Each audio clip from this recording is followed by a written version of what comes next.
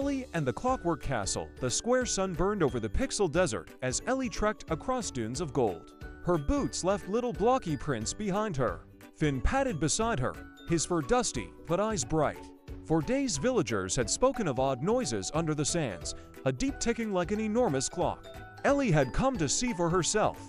At dusk, when the heat softened, she found a spiral of stone jutting from the dunes. In its center a trapdoor gleamed with brass patterns. She brushed the sand away and opened it. A staircase of sandstone wound down into darkness. Ellie lit a lantern. The stairs led to a vast hall, where pillars of gears rose like trees, turning slowly with a faint hum. The air smelled of oil and old magic.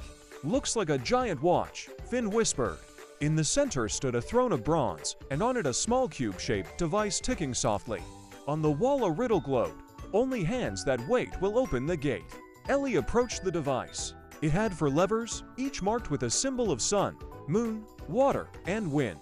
She pulled the sun lever. Nothing happened. Pulled 2 levers. Still nothing. She sat back. "Maybe it's not about force, but timing," she said. Finn nodded. "Like waiting for crops to grow." Ellie watched the gears turning around the hall, noticing a pattern.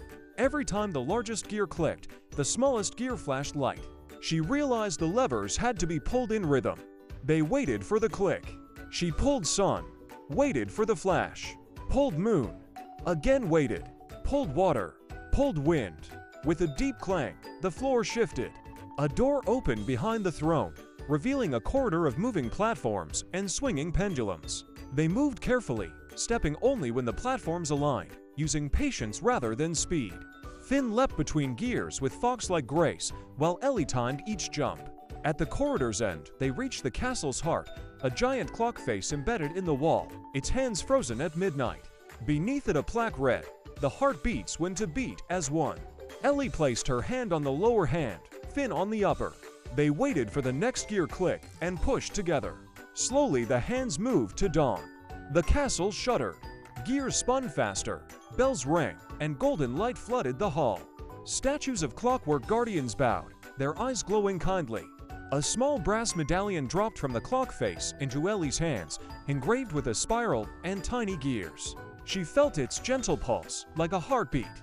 They climbed back to the surface as the trapdoor rose, blending into the dunes once more. At night in her cabin, Ellie hung the medallion above her window.